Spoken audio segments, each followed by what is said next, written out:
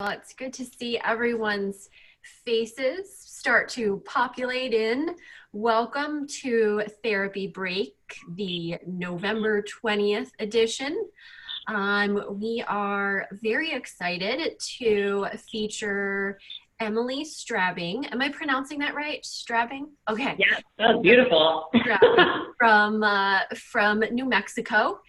She works at Loveless UNM Rehabilitation Hospital. I think that's in Albuquerque, right? Yes, it is.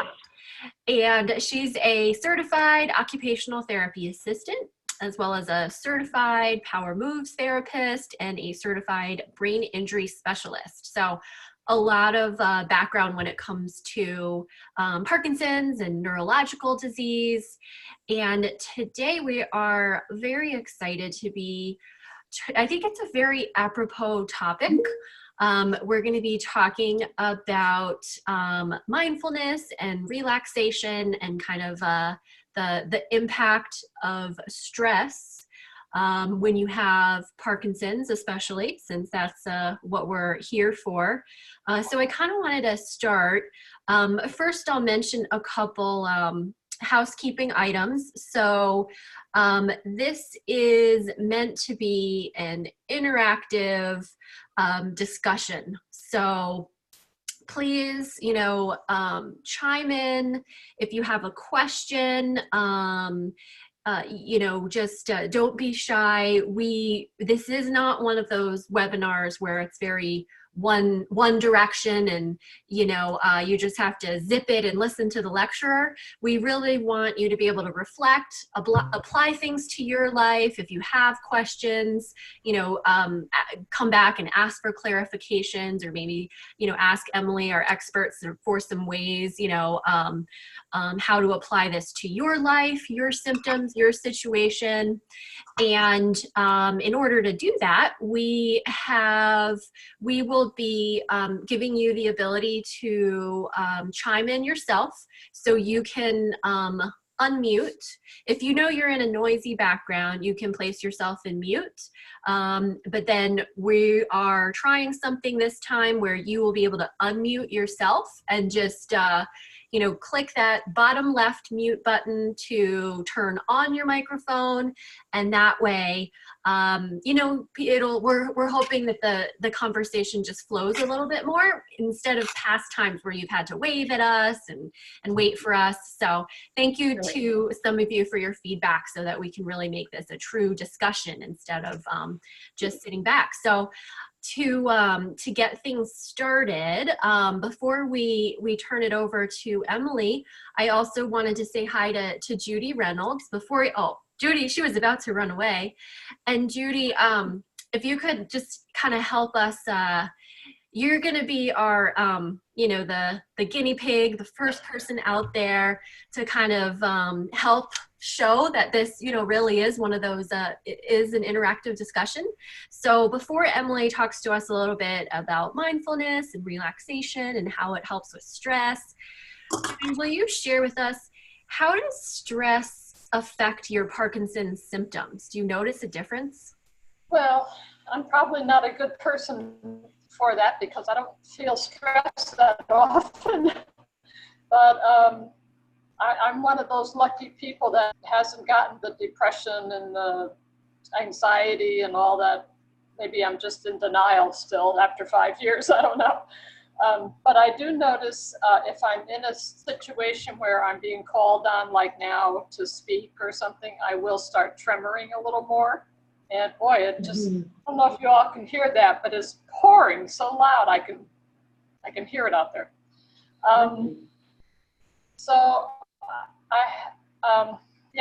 Stress definitely causes symptoms to appear. And by calling on you, I activated that exact stress response. Well, I was just going to get up and change lights because it looks like that light, I don't know if you're seeing me the way I'm seeing me, but it's a glare. So I was just going to put another light on and turn this one off. But anyway, so yeah, I think everyone I know can verify that stress is not good for Parkinson's. It does you know, I can be very calm, and then when I get called on to speak, my hand will start kind of, you know, I'll have to, you know, so that's pretty common. But I don't mind, you know, I don't mind chiming in. I'm good at that. Thank you for that. One thing the reason I'm in on this, I'll say, is I'm not very good at the meditation kind of thing. And I'm actually, Friday, we're having someone come to our coffee talk support group, and she's going to speak on mindfulness. And that's another thing I'm not very good at. So I'm kind of curious how this goes today, because I tend to be not easy for me to just kind of whatever it is I'm supposed to do. Yeah, actually, Judy, I'm so glad you said that, because I think that most people feel that way. And I think that as it becomes such a common buzzword, right? It's everywhere. There are a bazillion apps that you have to work hard not to encounter the word mindfulness or meditation.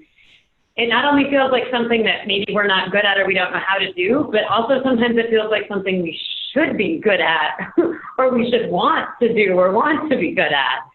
So I doubt you're alone in that situation in this virtual rooms that we share right now. But I would encourage everyone to just take a deep breath and let go of all of that stuff. And Andrea, do you mind? Can I just dive in? Please do. From here? Thank you so much. Go for it, Emily. Okay, great. I only see Judy. I don't know if that, but I know that others, you can walk away, Judy. It's okay. Do your thing. And now I see Rebecca, but I'll just go ahead and talk because I know that a bunch of people are in here. I just don't see any of them. But welcome, everyone. And thank you for making time and taking a big step to do something brave, because it sounds weird to enter into mindfulness and meditation. But let's step away from that for just a second. And I would invite you either to share, to unmute and share with us, or if someone's at your house, you can talk with them, or you can write down. I want you to write down things that aggravate your tremors or things that heighten your sense of anxiety. And I will start by just sharing some things that I hear from my patients. Some patients have a really difficult time sleeping, and as a result, they get frustrated and upset and anxious, which, believe it or not, doesn't make it easier for them to sleep, which is already a symptom of the disease, right? So it cycles around. I've heard people talk about, like Judy said, being put on the spot or speaking, eating in public, going to get something out of a small space, maybe money out of your wallet, knowing that you have to go walk in a busy space, you're dying to go to a movie with your buddy, your partner, whomever, and you have to walk through that narrow spot. And I have patients who tell me that they just get so nervous that it just becomes terrible, especially if there's no corner seat available. So think about those things for just a second. I just want you to think about times that your tremors or any symptoms or feelings of unease are heightened. And please feel free to share them.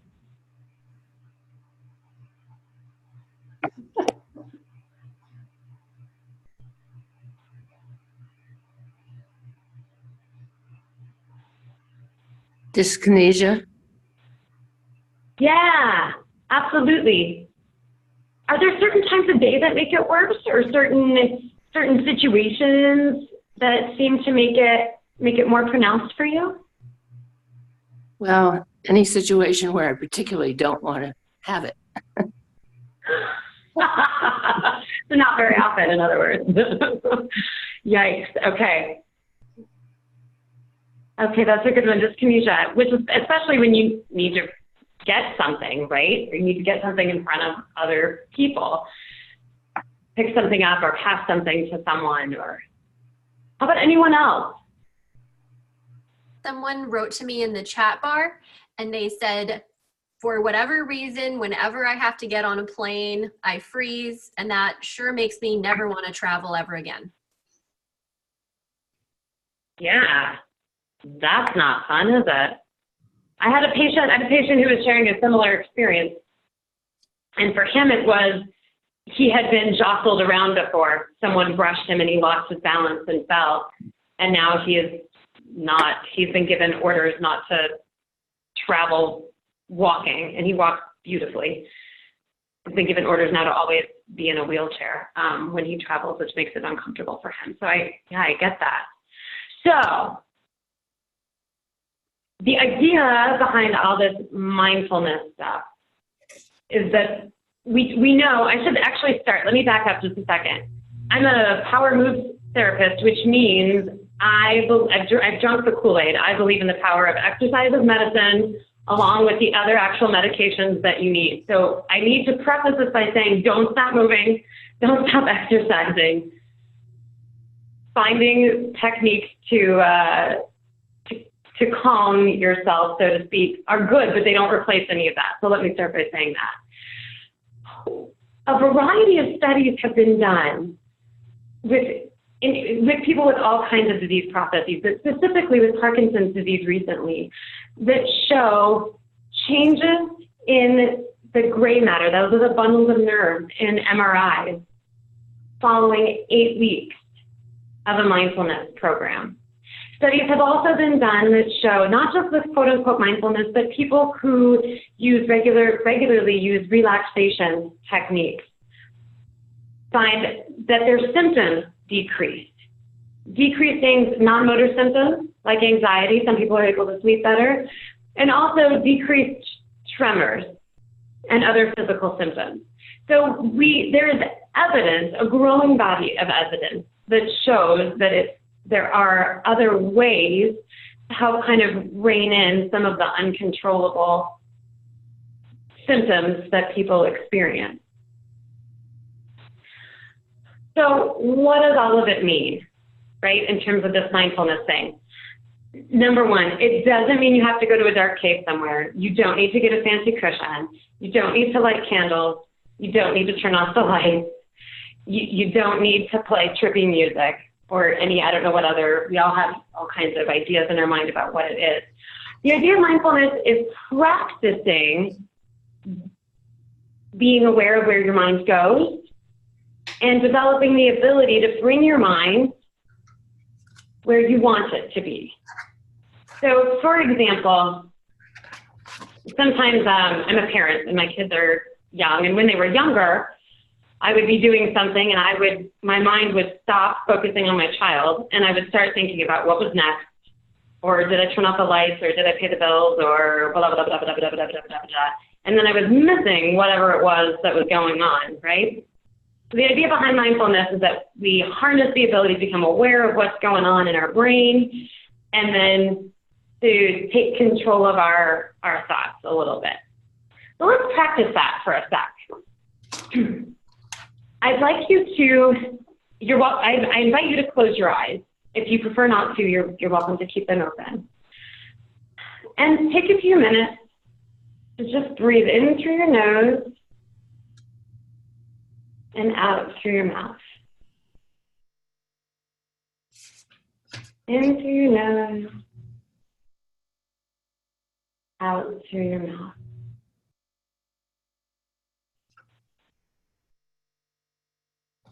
As you breathe, I invite you to turn your attention to your breath.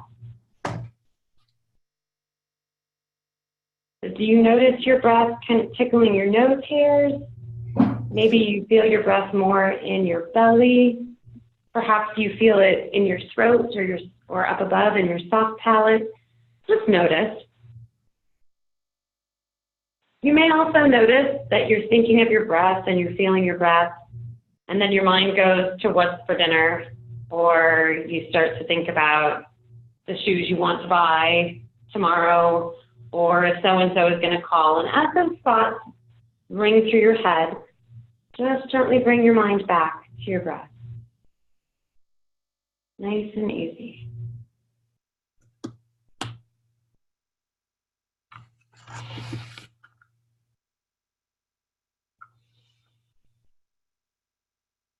We'll take just a few more breaths here. And I invite you to turn your awareness with your breath to your shoulders, simply because we have a tendency to hold tension in our shoulders. So just check in, no judgment, just notice as you're breathing. And you may choose to drop your shoulders a little bit. You may find that you're holding tension somewhere else in your arms, your legs. You may choose to relax that. And just take a few more breaths. And when you're ready, slowly turn your awareness back to the room. And just open your eyes when you're ready and come back. I'm unable to see any of you, so I'm not sure. I'm not able to gauge any. I don't have any visual feedback from what people are or are not experiencing. And but I'd like to hear. Yeah. If you like, I can help with that a little bit. On your screen, if you touch it to bring up like the menus, up in the top corner it should say, it probably says gallery view. If you click on where it says that, it'll turn it to see everybody. Oh, that's so cool. Thank you. I thought it was just like something that was happening. Okay, good. So I'd like to hear from people. How did that feel?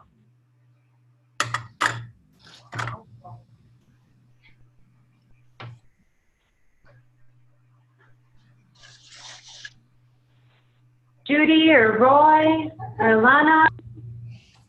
I'm still messing around with my light. Oh, that's better.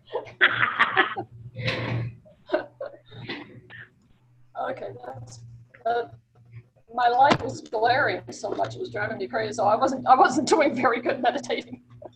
That's okay. How about you, Roy? Do you mind if I pick on you, or Alana? Your microphone's on. You still talking to me? No, I was asking Roy or Alana what that was like.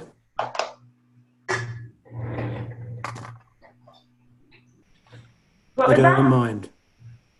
You didn't mind? Don't mind. If you wanted to pick on me. Oh, okay. Thanks. You're in the center, so you're an easy target on my computer. What did it feel like, Roy? Were you nervous about it? Was it easy to breathe like that? Did you notice a change from how you felt before versus afterward? No change, nothing. It changed nothing? Okay. Did you notice anything with your mind? No. Nope. Okay. My tremor was the same before as afterwards. Okay. Alana? I'm using meditation. Can you hear me? Yes, I can. I'm using meditation in the evenings to go to sleep by, and I'm also using CBD at the same time. And I found that by listening, and I picked this YouTube meditation, and I'm finding that I can sleep for 8 hours through the night without getting up, which is just because I really am, I believe that exercise is medicine, and I also know a good night's sleep is really important. Absolutely. So when I heard that you were going to be talking about relaxation and meditation, I'm looking to seek affirmation and confirmation that that's accurate of what I'm searching. I've been diagnosed for 3 years. I probably have had it for more than 6, maybe 10 years of Parkinson's. Right. But I find, and I'm an experienced meditator for the last 20 years maybe. So I am really interested in this topic to be able to control it. Now, the other thing that I'm finding is mindfulness it's a gift of having Parkinson's, because you slow down, so that when you slow down, you can focus in on what you're actually doing with the movement. I mean, it's like a contemplative life.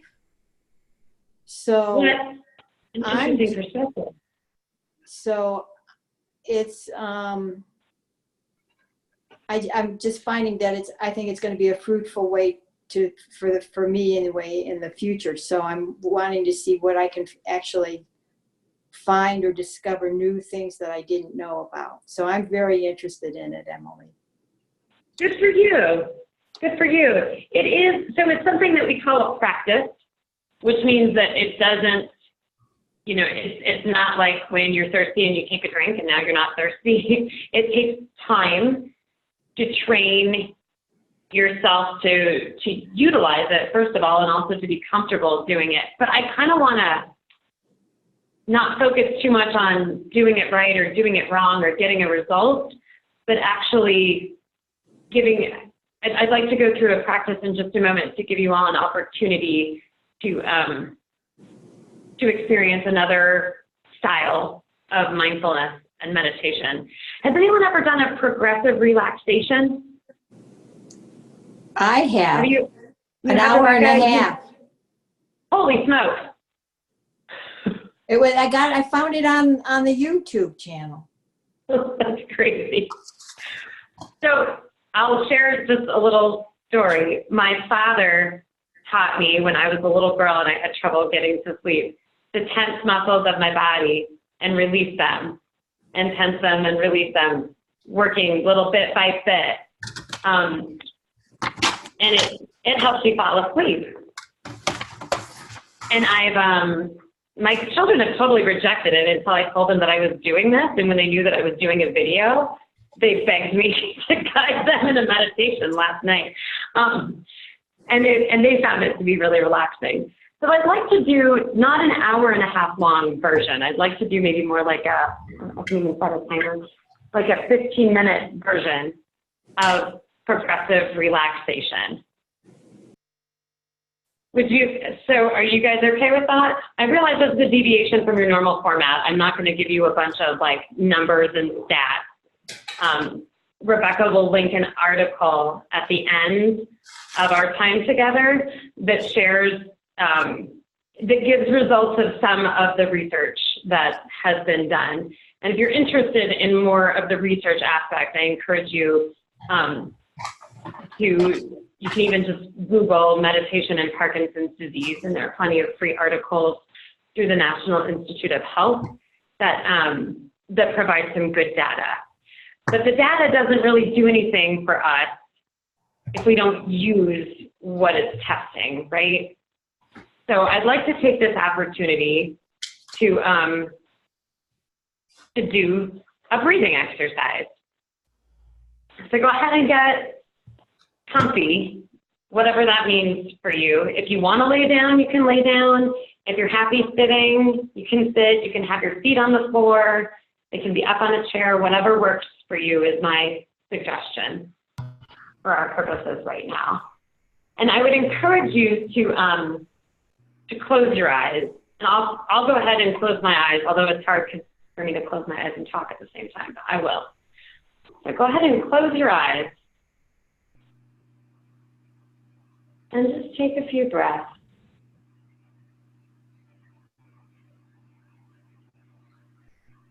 And as you're breathing, I'm going to cue you to breathe in and do this, or breathe out and do that. And I invite you to please breathe in your own rhythm. Don't feel like if you're breathing out and I say breathe in, you're wrong. You're not wrong. Breathe when you need to breathe. Nonetheless, I'm going to go ahead and cue you. So turn your awareness to your feet. And just take a moment, take a breath or two at your feet, and notice any sensation, moisture, temperature, tightness, one toe rubbing on the other. You may notice any thoughts or opinions or judgments about your feet. And just acknowledge those things without judgment. And on your next breath in, I invite you to curl your toes and tense your feet. Hold this tension in your feet as long as it's comfortable for you. And when you're ready, exhale and let it go. Simply drop the tension. Take another breath here. And as you exhale, let go any tension that remains in your feet. And take a moment to simply observe the changed state that you've created.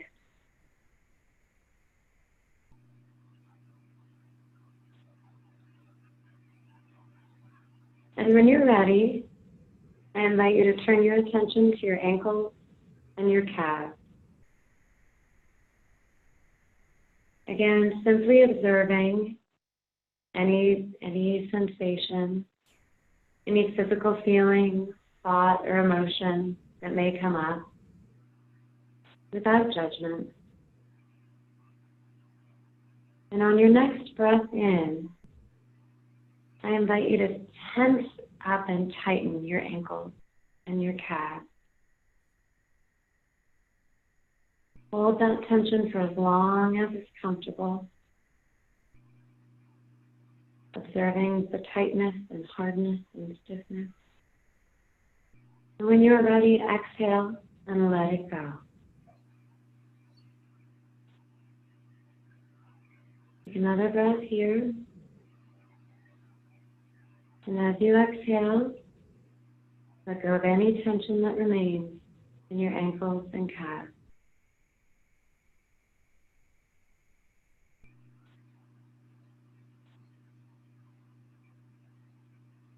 And simply take note of that transformation to a hard, immobile muscle, to a soft, supple part of the body.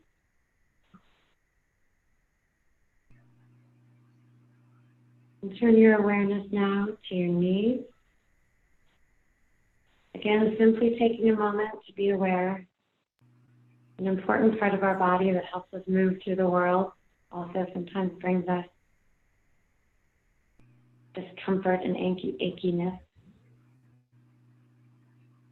Simply notice without judgment. And when you are ready, as you breathe in, tighten the muscles around the knees and at the thighs. Again, holding that tension as long as possible. And whenever you're ready, exhale and let it go.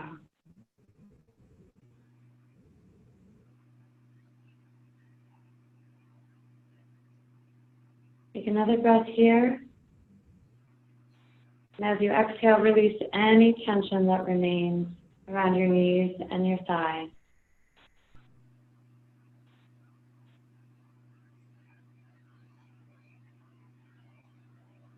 I invite you to take one more breath here and simply notice how your thighs loosely occupy more space on your chair now than when they were tightened and held. They allow for more freedom of movement with the absence of tension. We'll slowly move up the body. Take a moment to turn your attention to your buttocks. And just take a few breaths here. Notice where you are or are not making contact with your chair, or if you're on the floor, with the floor. Again, simply observing, be aware of what's there. There's no need for judgment. But simply take a second to check in. And on your next breath in, I invite you to tighten the muscles of your buttocks, really squeezing. You may feel things moving in and also up on your butt there.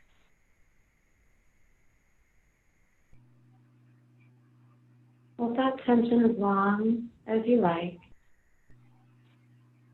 And when you are ready, exhale and let it go.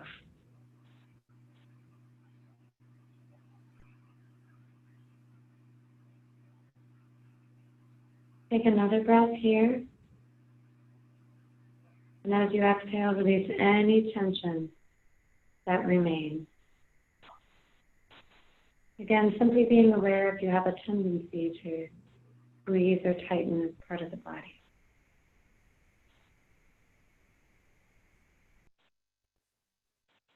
And simply take a moment now to breathe from your toes, kind of scanning up your ankles, calves, knees, thighs, and in your pelvis and buttocks. Just take a moment to breathe through these parts. Exhale any tension that remains. And be aware of the state of relaxation you've created in your lower body.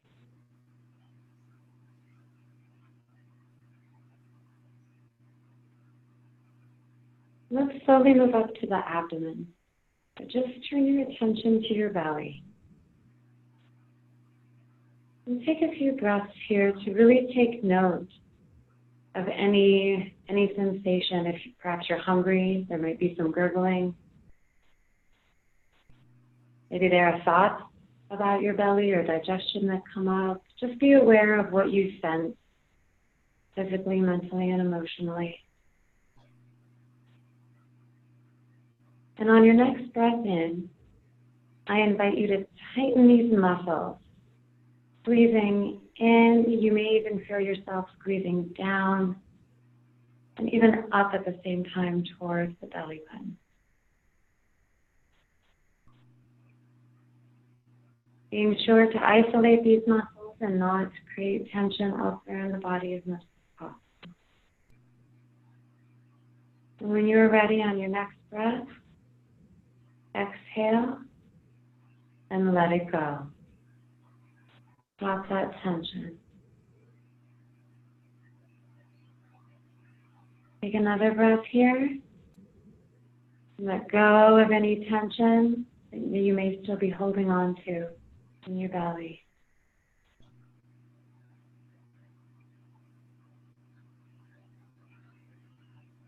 And just take a moment to observe any relaxation you may have created in your stomach. And if you notice that you still have tension here, there's no need to judge it. It's simply something to be aware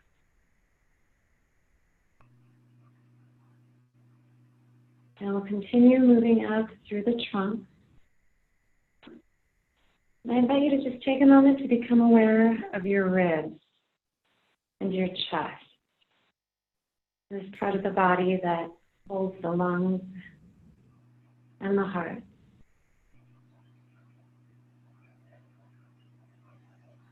On your next breath in, only for as long as is comfortable, I invite you to inhale and create pressure and tension in your lungs and hold that for as long as is comfortable.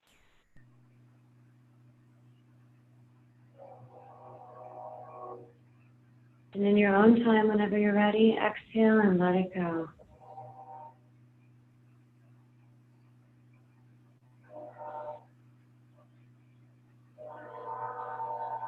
Take another breath here. And allow any remaining tension in the chest or lungs to be expelled with your air. Exhale and let it go.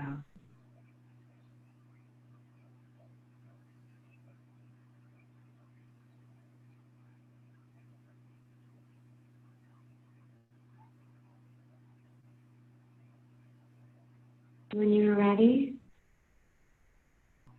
turn your attention and your breath to your hands and your wrists. Again, simply taking a moment to check in with this part of your body on your right and your left arm.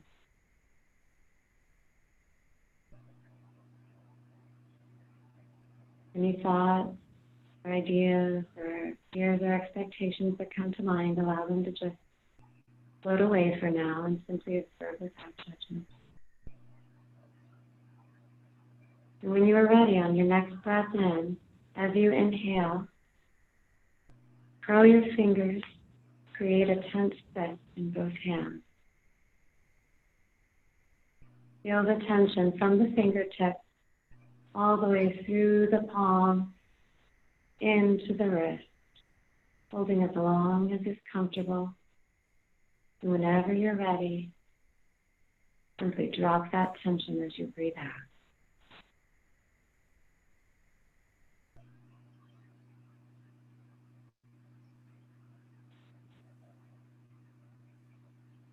And take a few breaths here. Perhaps you notice some change in sensation or temperature in your hands after holding a fist.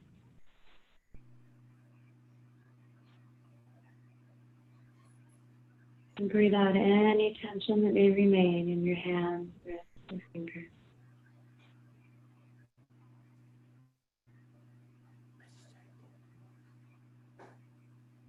When you're ready, we'll make our way up the forearm into the elbow and the bicep. Again, just taking a moment to check in to this place on our long limbs that we don't always think about. This middle spot. And when you're ready, again, I invite you to go ahead and bend your arms as you inhale and create tension through your biceps, your elbows, and even in your forearms. And whenever you're ready, just let it go. Exhale.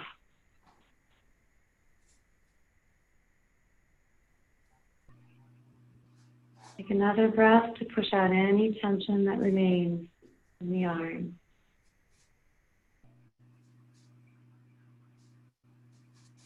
And simply take a breath or two here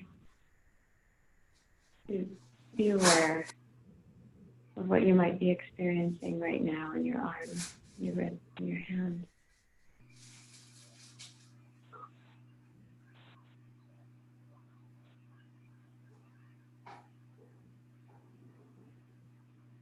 And gently work your way up to your neck and your shoulders. Again, simply take a moment to be aware of anything you're feeling or experiencing here. It helps you hold a lot of tension in your neck and your shoulders. And on your next breath in, I invite you to raise your shoulders up to your ears. You might even choose to squeeze them backward a little bit at the same time. Simply hold this as long as is comfortable. And whenever you're ready, exhale and let it go.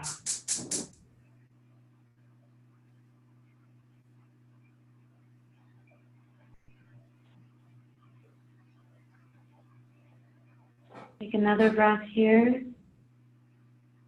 Push out any tension that remains in your neck and your shoulders. Again, simply observing any changes or any sensations that you may notice now that you weren't aware of before.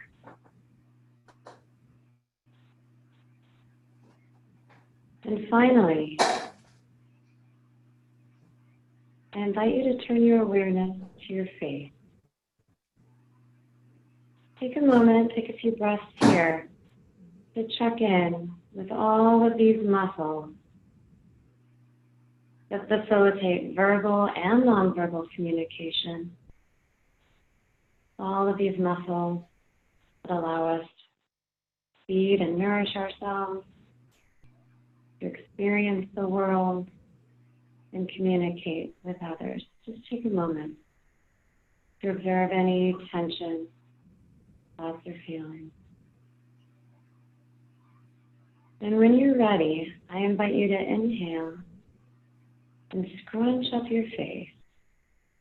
You may furrow your brow, tighten your cheeks.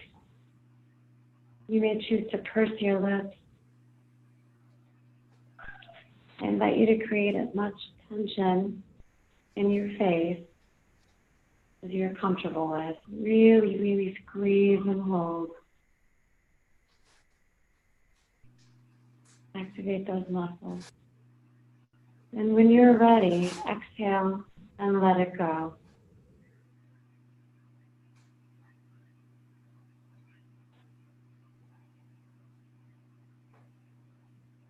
Take another breath here to release any tension in the face that might be lingering.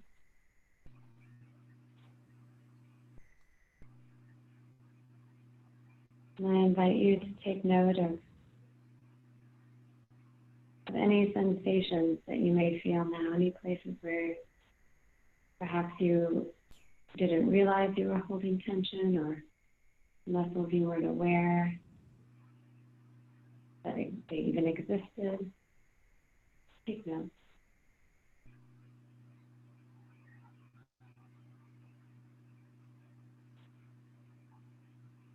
And finally, take a few breaths to sort of do a quick little scan of your body. Just acknowledging your toes, your feet, any contact they may have with the floor or your shoes, your calves, your knees. Feel free to breathe out any tension that may be remaining in any of these places. Continue moving up to the thighs, the pelvis and the buttocks, abdomen and chest. And again, breathing and observing the change of state in your hands, forearms, elbows, arms, shoulders, and your neck and your face.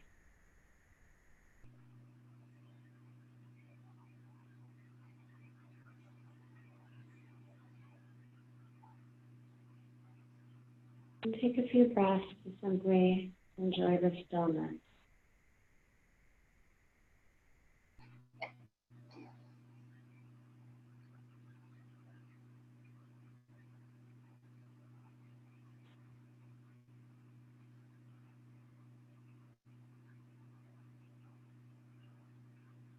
And when you are ready, slowly open your eyes and return to the room.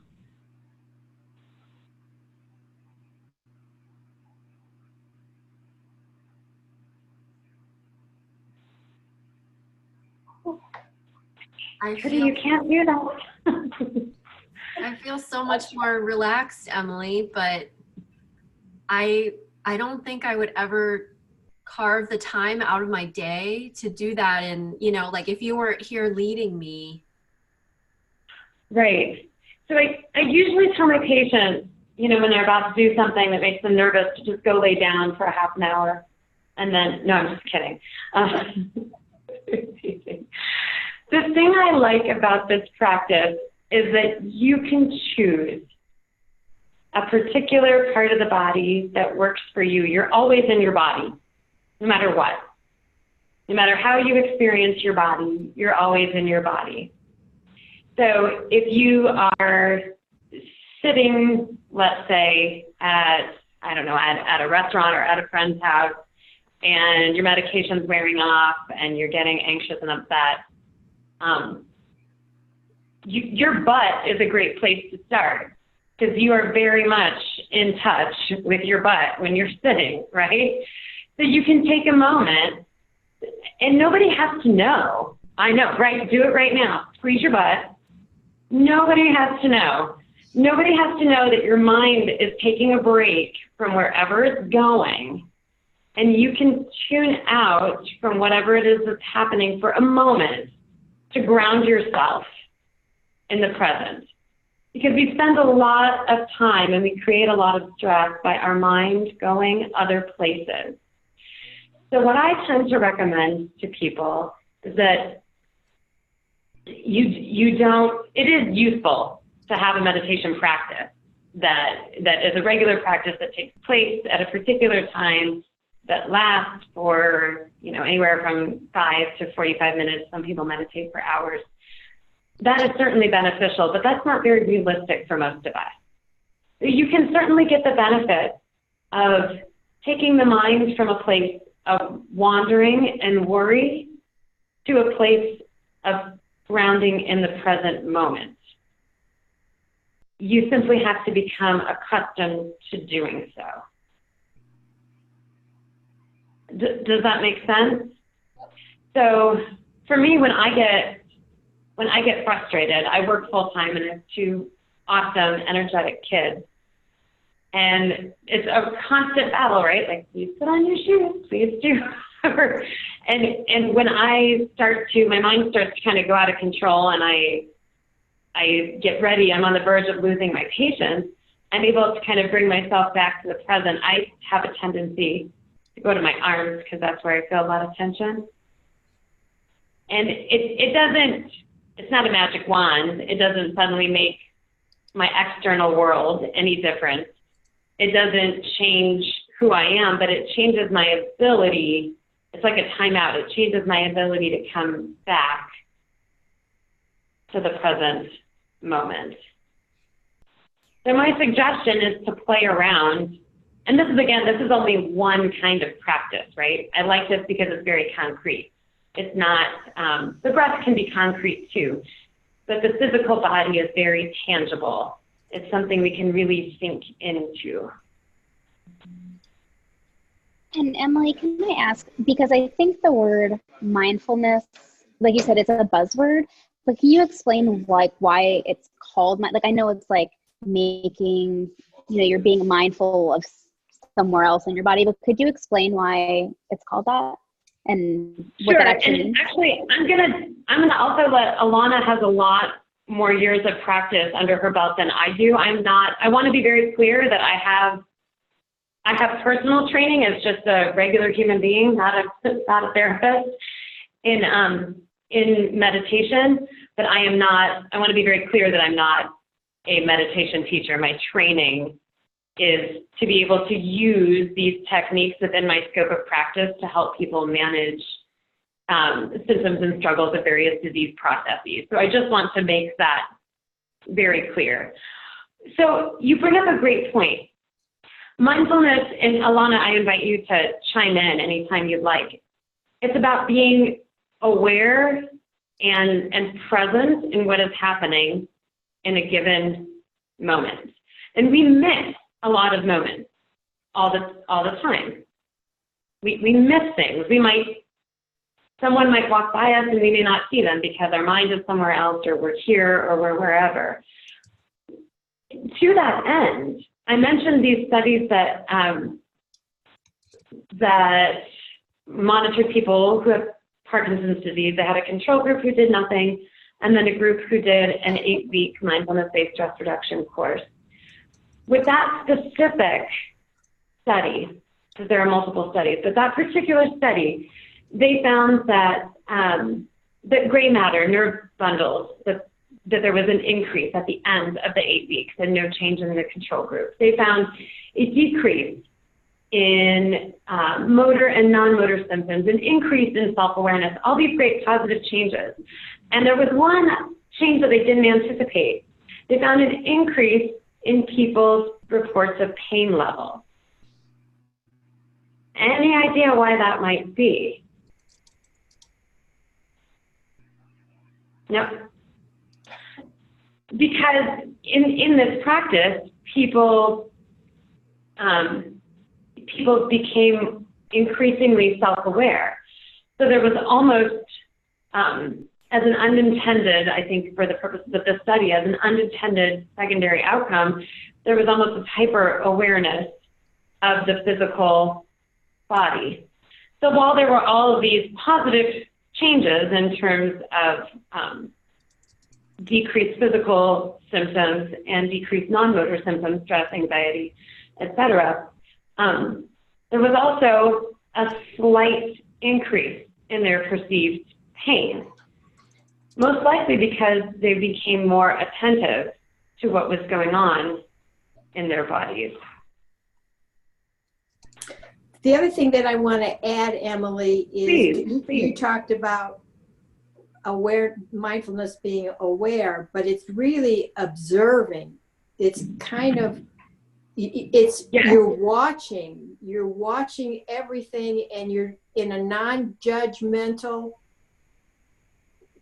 non-critical way. You're just watching. It's like watching a movie, and you get to a point where you live in awe of what is actually happening in this now moment. So I find the observer point of view in a non-critical way very helpful for myself. I'm glad that you reframed that. Yeah, you're exactly right. Is there anything else you want to say about that, Alana? That was just because I am not a teacher. I just practice. And like you said, the piece that I'm aware too is you have to practice in your head at first and get the technique down. But if you keep practicing and practicing as often as you can, you become aware in different things, different ways. It's even hard, you can't even explain it because it's beyond words, because it's not, you're not thinking anymore. Right. That's the best I can do. Right. Well, it's like learning, it's more exaggerated, but to liken it to something else, when you learn to swim, it takes great effort, right? And then after you become very comfortable in the water and very comfortable swimming, you enter the water and without thinking about it, you glide and float, right? And I mean, maybe that's a poor analogy, but no, I like that. I like that image. Good. But yeah, and it does take a long time. I'm not quite where you are, Alana. I have moments. Well, so do I. I mean, it's not. The other thing that I had a question on, Emily, because this was a great relaxation technique in the evening. In the morning, when I get up with Parkinson's, I've got really rigid muscles. Mm-hmm. And I don't think this would be the approach that I would use. Or would you suggest to use it with cramping and stiff, rigid muscles? Not necessarily, unless the act of gently contracting and releasing allows you to sort of wake up your muscles. Does that make sense? Right. With such rigidity, I mean, yeah, I would not recommend to start your day if you experience rigidity like that in the morning. I wouldn't recommend to start your day contracting and releasing. Right. I think sometime during the day, but definitely right now, it's the evening time where I'm at. And this was great because I caught myself yawning and really letting go and relaxing more. And this is going to be great because I'm going to be going to bed in a couple hours. So I feel like I might have a schedule. Good for you. Winter's a good time to be ahead of schedule for that. Well, again, this is simply one of several approaches to mindfulness and relaxation. And just to bring it back to, I don't want to get diverted on too much about mindfulness or meditation. I think if you take one thing away from this evening, I would hope that you would become open to exploring strategies for relaxation and increased awareness, or not awareness, I was going to use your word, Alana, observation and connection in your body. But relaxation in particular is super beneficial because, like we mentioned at the very beginning, and we know this because people experience it, but there's also research, of course, we get excited about research to show that stress and anxiety, et cetera, increase the physical symptoms as well as the non-motor symptoms of the disease. So this can be another tool in your toolbox, this being relaxation strategies or meditation or mindfulness strategies to rein those in, to work to control them over time. I just want to jump in is that you can, by observing your breath or watching your breath, you can do that anytime or anywhere if you can remember you're getting stressed out, and if one can just watch the fact is, are you holding your breath during the stress, or are you able to breathe out? And what I'm aware of when I get really tense or stressed with this disease, I'm holding my breath. And so it alerts me is, all right, take a breath and exhale and let go. And that shifts, it's almost like resetting. There's a word that the Parkinson's people do when they freeze is reset. And you just stop. And I don't know what happens with the muscles, but what I'm aware of is it's about the breath. It's about exhaling and releasing gently and causing a relaxation to reset either your muscles or your brain. I'm not sure which comes first. They kind of go together in a way. I mean, oxygen is what nourishes our system, right? Without oxygenating our blood, we can't feed our muscles or our brain.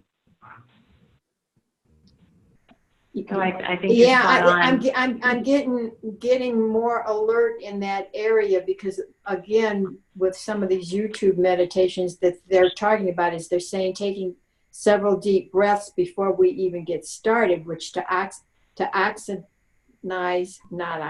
get oxygen into your blood system, your cells into the blood. So that you're right, it has something to do being oxidizing, increasing that oxygen level for your brain and your body. Thank you for that. Thank you for that confirmation. Does anyone else have anything they'd like to share or ask? I think it's about time to wrap it up here. I am going to, Emily asked me to provide some links in the chat, so I'm going to provide that, and it looks like there are some apps, like if you have an iPhone or an iPad or anything like that, that I'm going to post in there for everybody, just in case you're interested. So this is a link to the article, and then here are the apps. Just copying them. Perfect. There we go. Good. And the one thing I'd like to leave you with is that if this particular technique, the physical relaxation technique, didn't work for you, please don't discourage. There are several. Don't be discouraged. There are several opportunities to find several strategies to create space and time for relaxation.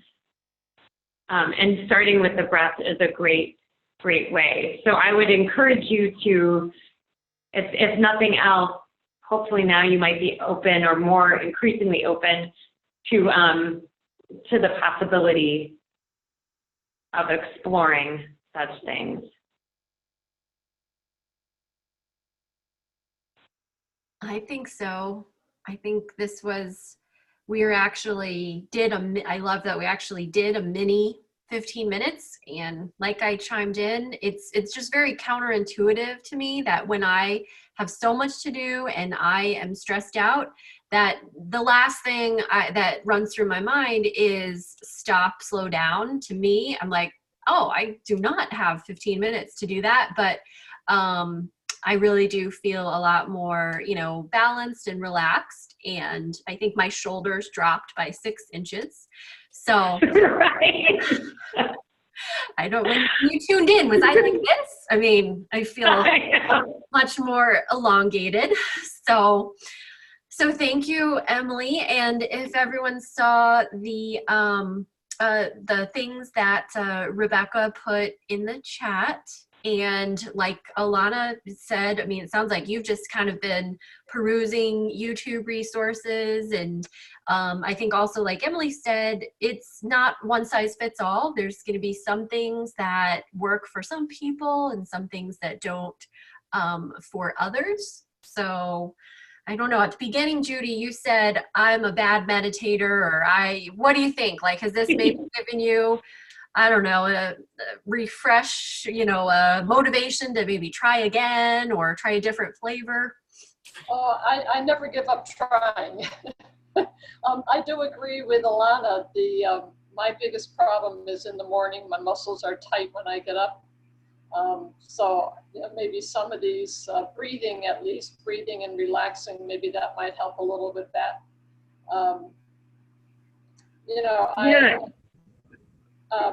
I keep trying because I think it is a good, another thing is the falling asleep. I forget who said, somebody was saying maybe it was Alana, she can sleep 8 hours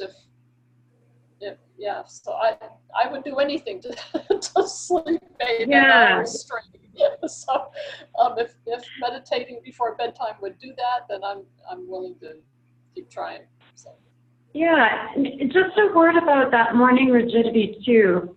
You can also use, meditation isn't just sitting down and closing your eyes. It's also, like Alana was saying, observing, with your mind, mindfully, turning your attention to what you're doing.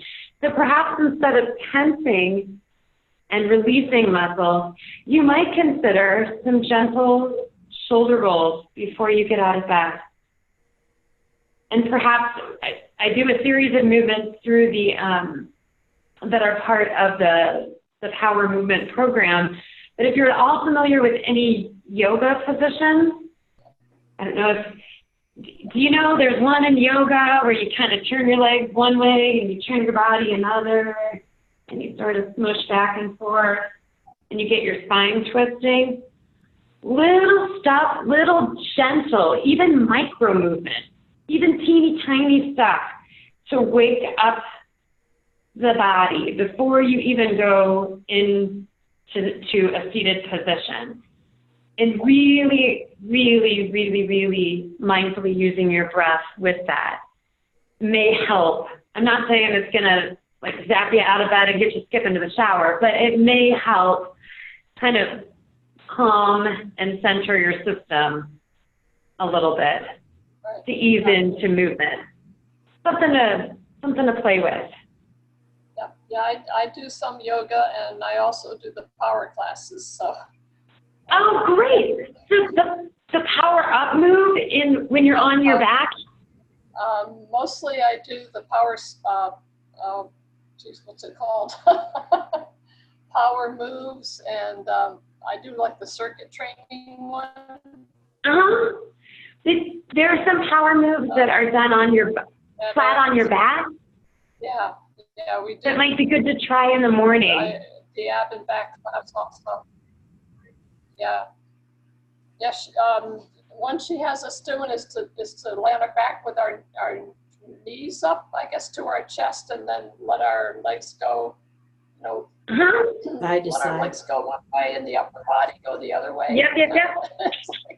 You could even do that. In Power, we like to go fast and furious, but when you wake up in the morning, it might be good to go slow and easy with real intentional breaths with that, just to kind of get everything loose and moving. Yeah. Oh, that's awesome. I'm glad to hear you're at the gym. Yeah, we have a class right down the street. Oh, good for you.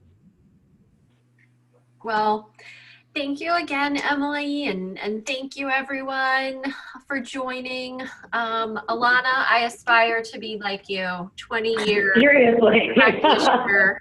You're the hero. It works. This is my relaxation right here. Aww. Well, we should mention we do have a therapy dog episode coming up. So yeah, Rebecca's been busy. Some of the upcoming topics. Oh, Rebecca, you're gonna have to say that. Yeah, we have some great stuff coming up, and definitely I'm excited for 2020 with some of the topics that we have. We'll have nutrition. We have somebody talking about biofeedback. We do have a I don't want to call them therapy dogs, so service dogs. And did I say nutrition? I think I said nutrition. So we have I don't know, we have a ton of stuff coming up. We do also have someone in December, so we hope that you will join us. I can't remember off the top of the head what the topic is. I'm sorry. Yeah, we hope that you'll join us. We also have a holistic on December 4th. So if you haven't joined our holistic, it's alternative medicine. It is an amazing doctor. Her name is Dr. Lori Mishley, and she is just so smart. She's a neuropathic doctor. So I hope you'll join us. It'll be December 4th at, 12 p.m. Pacific, I think. Yeah, noon So Pacific. we hope you'll join us. Okay. Well, thank you, everyone. Thank you, Have a Emily. good evening. Bye now. Bye.